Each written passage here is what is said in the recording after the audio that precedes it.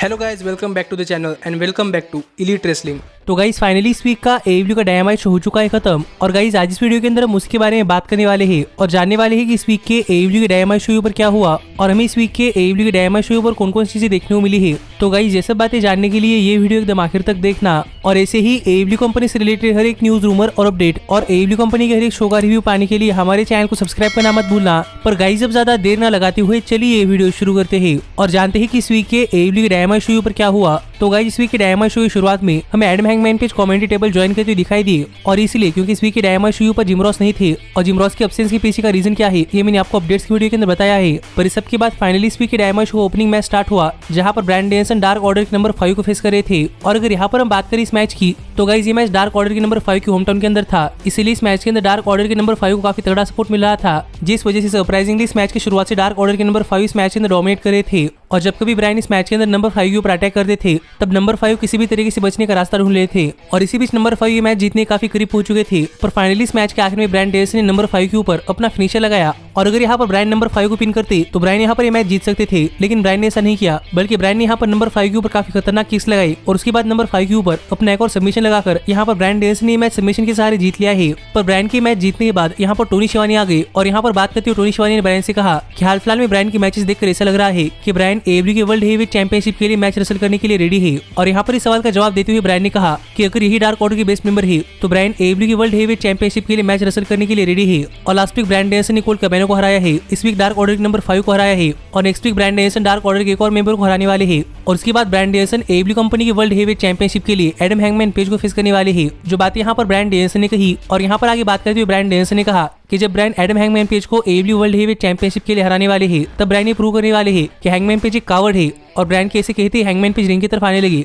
लेकिन तभी यहाँ पर डार्क ऑर्डर के जॉन सिल्वर आ गए और यहाँ पर आकर बातें करते हुए जॉन सिल्वर ने कहा कि टोनी खान ने कहा है कि हैंगमैन पेज अपने वर्ल्ड हेवीवेट चैंपियनशिप मैच तक ब्रायन डेनियल्सन को छू नहीं सकते, लेकिन जॉन सिल्वर छू सकते हैं। और जॉन सिल्वर यहाँ पर इसीलिए आए हैं और एक कहकर जॉन सिल्वर रिंग की तरफ भागकर गए पर ब्रायन रिंग छोड़कर बाहर आ गए। और यहाँ पर बातें करते हुए ब्रायन ने कहा कि ब्रायन कभी भी जॉन सिल्वर के साथ कोई रिंग शेयर नहीं करने वाले। और जहाँ तक बात है हैंगमैन पेज की तो जैसा कि टोनी खान ने कहा है वैसे हैंगमैन पेज ब्रायन डेनियल्सन को छू नहीं सकते। पर ब्रायन डेनियल्सन का यहाँ पर हैंगमैन पेज को स्लैप करने का काफी मन कर रहा है, जो बात यहाँ पर ब्रायन डेनियल्सन कर ही रहे थे, जिस पर हैंगमैन पेज ने कहा कि अगर ब्रायन डेनियल्सन का हैंगमैन पेज को स्लैप करने का मन कर रहा है तो ब्रायन डेनियल्सन हैंगमैन पेज को मारते क्यों नहीं। पर ब्रायन ने कहा कि ये लोग यहाँ पर देखना डिजर्व नहीं करते और एक कहकर ब्रायन डेनियल्सन यहाँ चले गए। तो देखना पड़ेगा कि जब फाइनली ब्रायन डेनियल्सन और एडम हैंगमैन पेज जब ये दोनों ही सुपरस्टार्स एक दूसरे को फेस करते हैं तो इन दोनों के बीच का ये मैच कितना बढ़िया मैच होता है। पर इसके बाद हमें डायनामाइट शो पर मीरो के लिए हाइप वीडियो देखने को मिला जहाँ पर बातें करते हुए मीरो ने कहा कि मीरो AEW कंपनी के अंदर प्यार बांटने के लिए आए थे, लेकिन लोगों ने सिर्फ मीरो को हेट दी है और अब मीरो अपने आप को रिपेयर कर बाकी सारे लोगों को हर्ट करने वाले हैं। जो बातें यहाँ पर मीरो ने इस प्रोमो के अंदर कही। पर इसके बाद डायनामाइट शो पर CM पंक ली मोरियार्टी को फेस कर रहे थे। पर इससे पहले कि मैच स्टार्ट हो यहाँ पर MJF आ गए और यहाँ पर आकर MJF ने कमेंट्री टेबल ज्वाइन किया, जो देखकर CM पंक काफी डिसअपॉइंटेड थे। पर फाइनली यहाँ पर ली मोरियार्टी को हैंडशेक कर CM पंक और ली मोरियार्टी ने मैच स्टार्ट किया। और अगर यहाँ पर हम बात करें इस मैच की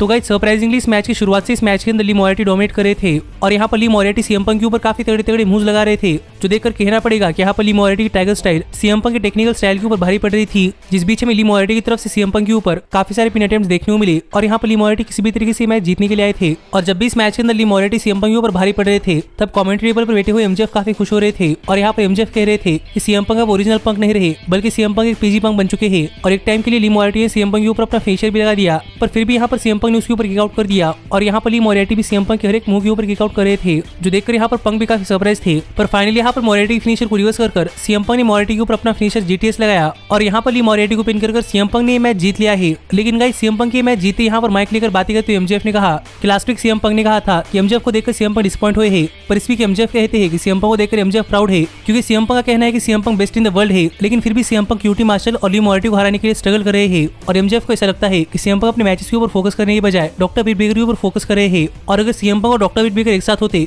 तो डॉक्टर बीट बेकर के चेहरे पर भी वही डिसअपॉइंटमेंट होती जो कि करंटली CM पंक के चेहरे के ऊपर है। जो बात यहाँ पर MJF ने कही, पर इसका जवाब देते हुए CM पंक ने कहा कि माना कि CM पंक QT मार्शल और ली मोरियार्टी को हराने के लिए स्ट्रगल कर रहे हैं, पर CM पंक कभी MJF को हराने के लिए स्ट्रगल नहीं करेंगे, क्योंकि ली मोरियार्टी और QT मार्शल ये दोनों ही MJF से बेटर है। जिसका जवाब देते हुए MJF ने कहा कि MJF रिंग के अंदर नहीं आने वाले, पर नेक्स्ट वीक AEW का डायनामाइट शो MJF के होम टाउन के अंदर है और वहाँ पर अपना मैच जीतकर MJF दिखाने वाले हैं कि real best in the world कैसा होता है और कैसे वो अपने मैचेस काफी आसानी से जीतता है। पर CM पंक को एक चीज याद रखने की जरूरत है कि CM पंक ने कहा था कि अपनी चीजें लावारिस ना छोड़े, क्योंकि वो किसी भी रेसलर के हाथ में लगती है। और CM पंक इस वीक के डायनामाइट शो पर अपने पपी पेट लैरी को लाए हैं और CM पंक ने लैरी को बैकस्टेज में यूं ही छोड़ दिया है तो ये गलती सीएम पंक ना करे, क्योंकि एमजेएफ उसके साथ कुछ भी कर सकते हैं। जो बातें यहाँ पर एमजेएफ ने कही और एमजेएफ कैसे कही थी, सीएम पंक एमजेएफ की तरफ जाने लगे क्योंकि सीएम पंक को अपना पेट काफी पसंद है। लेकिन तभी यहाँ पर वार्डलो आ गए और यहाँ पर आकर वार्डलो एमजेएफ और सीएम पंक के बीच में खड़े हो गए, जिससे कि सीएम पंक एमजेएफ के ऊपर अटैक ना कर पाए। और इसके बाद एमजेएफ यहाँ चले गए। और गाइस सच में सीएम पंक और एमजेएफ के बीच के सेगमेंट देखने के लिए काफी मजा आ रहा है। पर इसके बाद डायनामाइट शो पर टोनी शिवानी बैकस्टेज में डॉक्टर ब्रिट बेकर का इंटरव्यू ले रहे थे और यहाँ पर टोनी शिवानी ने डॉक्टर ब्रिट बेकर से कहा कि डॉक्टर ब्रिट बेकर यहाँ पर क्या कहना चाहती है।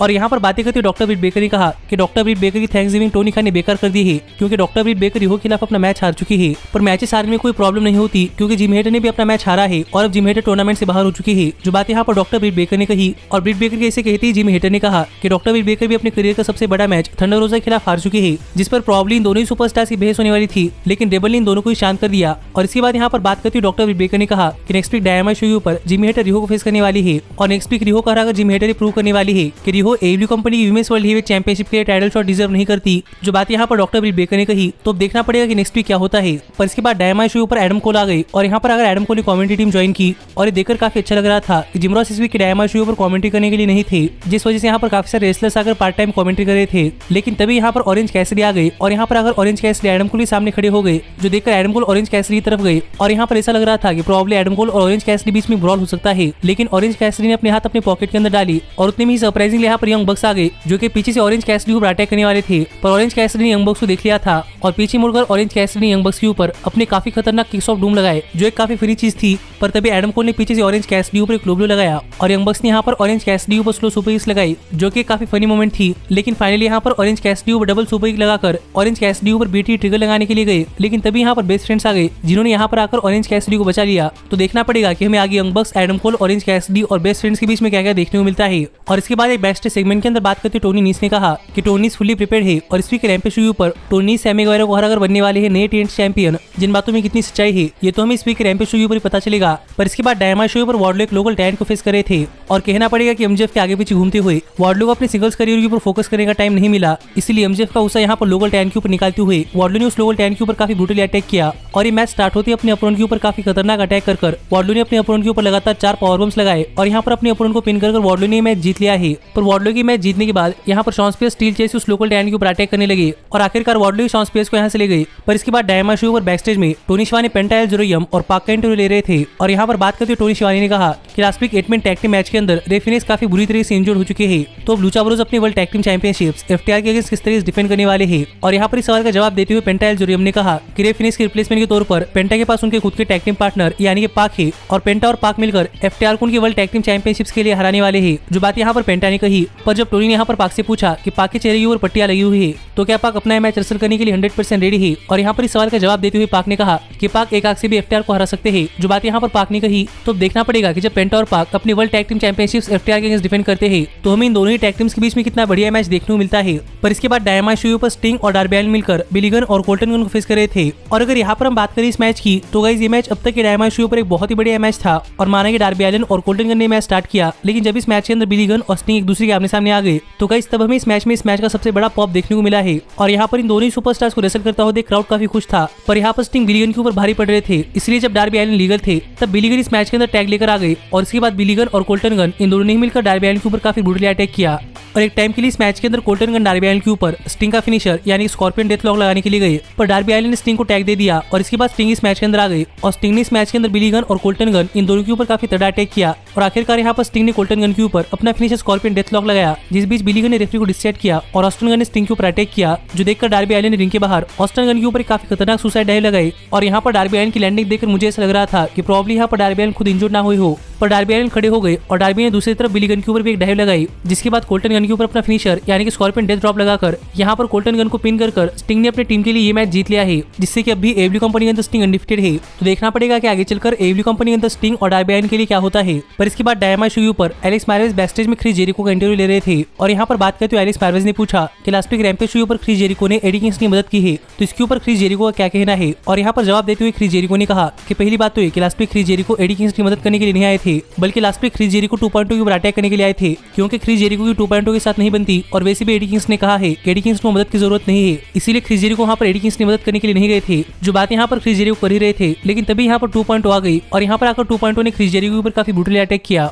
और आखिरकार यहाँ पर मैट ली ने क्रिस जेरिको के ऊपर एक स्टील चेयर से हेडशॉट लगाया और इसके बाद 2.0 यहाँ से चली गई। तो देखना पड़ेगा पड़ेगा कि जैसे क्रिस जेरिको ने एडी किंग्स की मदद की थी, तो क्या वैसे यहाँ पर एडी किंग्स आकर क्रिस जेरिको की मदद करते हैं या नहीं, या फिर क्रिस जेरिको अकेले 2.0 से लड़ते हैं। पर इसके बाद डायनामाइट शो पर लियो रश आ गए और यहाँ पर आकर कमेंट्री करते हुए टैज से बात करते हुए लियो रश ने कहा कि टैज ने डांटे मार्टिन को लियो रश से छीन लिया है। और यहाँ पर टैज को ऐसा लग रहा है कि लियो रश की जीतने के चांसेस काफी कम है, लेकिन लियो रश यहाँ पर प्रूव करने के लिए आए हैं कि लियो रश एक फाइटर है और ये फर्क नहीं पड़ता कि डांटे मार्टिन उनके साथ है या नहीं, लेकिन लियो रश अपना हर एक मैच जीतने वाले हैं। जो बात यहाँ पर लियो रश कर ही रहे थे, लेकिन तभी यहाँ पर डांटे मार्टिन और रिकी स्टार्स आ गए और यहाँ पर आकर डांटे मार्टिन लियो रश के सामने खड़े हो गए, जिस पर लियो रश कुछ नहीं कह पाए। और यहाँ पर डांटे मार्टिन और टीम टैज अपने अपने मजे करने लगे, जिस बीच लियो रश को देखकर ऐसा लग रहा था कि लियो रश को लग रहा है कि लियो रश अकेले पड़ चुके हैं। तो अब देखना पड़ेगा कि आगे लियो रश और डांटे मार्टिन के बीच में क्या होता है। लेकिन इसके बाद हमें डायनामाइट शो पर जेट कारगिल का एक बेस्ट सेगमेंट देखने को मिला, जहाँ पर बात करते हुए जेट कारगिल ने बताया कि रैम्पेज शो पर जेट कारगिल का शेड्यूल फ्री है, इसीलिए जेट कारगिल रैम्पेज शो पर थंडर रोजा के स्टूडेंट को फेस करने वाली है। लेकिन तभी यहाँ पर थंडर रोजा आ गई और यहाँ पर आकर बातें करते हुए थंडर रोजा ने कहा कि हाल ही में क्रिस जेरिको के ऊपर अटैक हुआ है,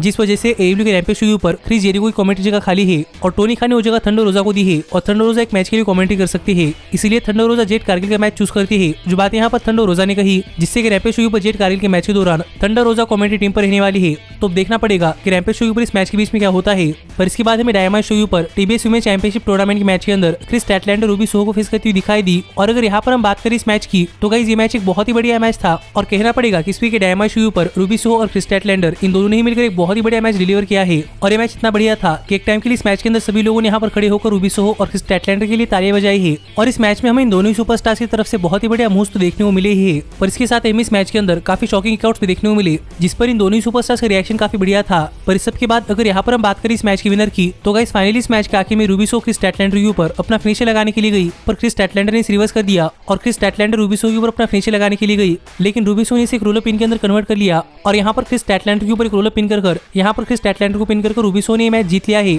और अब Ruby Soho TBS women championship tournament के अंदर सेमीफाइनल्स राउंड के अंदर पहुंच चुकी है और अब रूबी सोहो का मैच नाया रोज के खिलाफ होने वाला है। तो देखना पड़ेगा कि उस मैच के अंदर रूबी सोहो की परफॉर्मेंस कैसी होती है। पर यहाँ पर ये देखकर काफी अच्छा लगा कि मैच खत्म होने के बाद यहाँ पर रूबी सोहो और क्रिस स्टैटलैंडर इन दोनों ने एक दूसरे गले लगाया। पर यहाँ पर हम क्रिस स्टैटलैंडर के चेहरे के ऊपर डिसअपॉइंटमेंट क्लियरली देख पा रहे थे। और जब क्रिस स्टैटलैंडर यहाँ जा रही थी, तभी रैंप के ऊपर क्रिस स्टैटलैंडर के सामने विकी गरेरो आ गई, जिन्हें देखकर क्रिस स्टैटलैंडर सरप्राइज थी। और इतने में रिंग के अंदर नाया रोज ने रूबी सोहो के ऊपर अटैक कर दिया और जब तक क्रिस स्टैटलैंडर रूबी सोहो को बचाने के लिए आ गई, तब तक नाया रोज यहाँ से भाग गई। तो देखना पड़ेगा कि क्या हमें नाया रोज और रूबी सोहो के साथ साथ क्रिस स्टैटलैंडर और नाया रोज के बीच में एक राइवलरी देखने को मिलती है या नहीं। पर अब आप अपने स्क्रीन के ऊपर एडब्ल्यू कंपनी के टीबीएस वुमेन चैंपियनशिप टूर्नामेंट के अपडेटेड ब्रैकेट देख सकते हैं और आप मुझे कमेंट कर बताइए कि आपको क्या लगता है कि कौन बनेगा पहला टीबीएस वुमेन चैंपियन। पर इसके बाद एडब्ल्यू अगले रैम्पेज शो और अगले डायनामाइट शो के लिए कुछ मैच एडवर्टाइज किए। जो मैचेस कौन से हैं जानने के लिए आप ऊपर आए हुए कार्ड के ऊपर क्लिक कर आप हमारे चैनल के एप्लीकेशन के अंदर जाकर आर्टिकल पढ़ सकते हैं। और ऐसे ही एडब्ल्यू कंपनी से रिलेटेड हर एक न्यूज, रूमर और अपडेट और एडब्ल्यू कंपनी के हर एक शो का रिव्यू हमारे चैनल के ऊपर वीडियो आने से पहले जानने के लिए ऊपर आए हुए कार्ड के ऊपर क्लिक कर हमारी ये वीडियो देखकर हमारे चैनल के एप्लीकेशन डाउनलोड करना मत भूलना।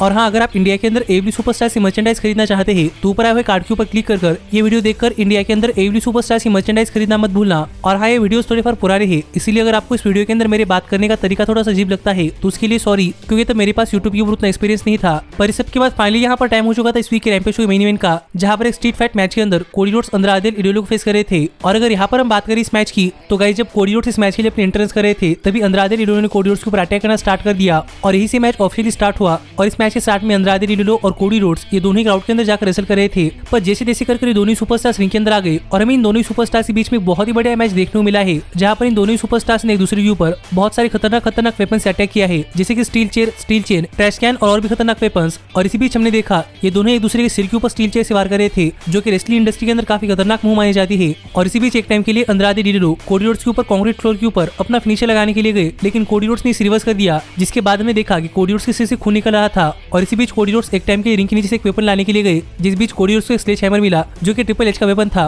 और काफी सारे लोग कोडी रोड्स को ट्रिपल एच से कंपेयर करते हैं, पर यहाँ पर कोडी रोड्स ने स्लेज हैमर का इस्तेमाल करने से मना कर दिया। पर इसके बाद सरप्राइजिंगली कोडी रोड्स ने रिंग के नीचे से एक गोल्डन शवल निकाली, जिस बीच अंद्रादे के मैनेजर ने यहाँ पर इंटरफेयर किया और कोडी रोड्स ने गोल्डन शवल से अंद्रादे के मैनेजर के ऊपर अटैक किया। और इसी बीच अंद्रादे यहाँ पर अपना कमबैक कर पाए। पर फाइनली एक टाइम के लिए इस मैच के आखिर में रिंग के अंदर एक टेबल लगाकर कोडी रोड्स अंद्रादे के ऊपर सुपर प्लेस लगाने के लिए गए, लेकिन तभी एक सुपरस्टार रिंग के अंदर आ गया, जो कोई और नहीं बल्कि कोडी रोड्स की वाइफ यानी कि ब्रैंडी रोड्स थी। और यहाँ पर आकर ब्रैंडी रोड्स ने उस टेबल के ऊपर आग लगाई, जो कि नेशनल टेलीविजन के ऊपर एक काफी खतरनाक मुंह होती है। और इसके बाद कोडी रोड्स ने जलते हुए टेबल के ऊपर अंद्रादे के ऊपर अपना फिनिशर क्रॉसरोड्स लगाया, जिसके बाद अंद्रादे को पिन कर कोडी रोड्स ने मैच जीत लिया है, जो मैच एक बहुत ही बढ़िया मैच था। और गाइस फिर एक बार मैं आपको कहूंगा कि इस वीक के डायनामाइट शो का मेन इवेंट फिर एक बार एक पेपर लेवल का मैच था, जो कि मुझे तो बहुत ज्यादा पसंद आया है। और मुझे सिर्फ ये मैच नहीं बल्कि इस वीक का पूरा डायनामाइट शो बहुत पसंद आया है। और आपका इस डायनामाइट शो पर क्या कहना है आप मुझे कमेंट कर बताइए। और ऐसे ही एडब्ल्यू कंपनी से रिलेटेड हर एक न्यूज, रूमर और अपडेट और एडब्ल्यू कंपनी के हर एक शो का रिव्यू पाने के लिए हमारे चैनल को सब्सक्राइब करना मत भूलना। पर गाइज अब मैं मिलता हूँ अगली वीडियो के अंदर, पर तब तक stay healthy, stay happy and keep watching elite wrestling. Hey, did you like that video?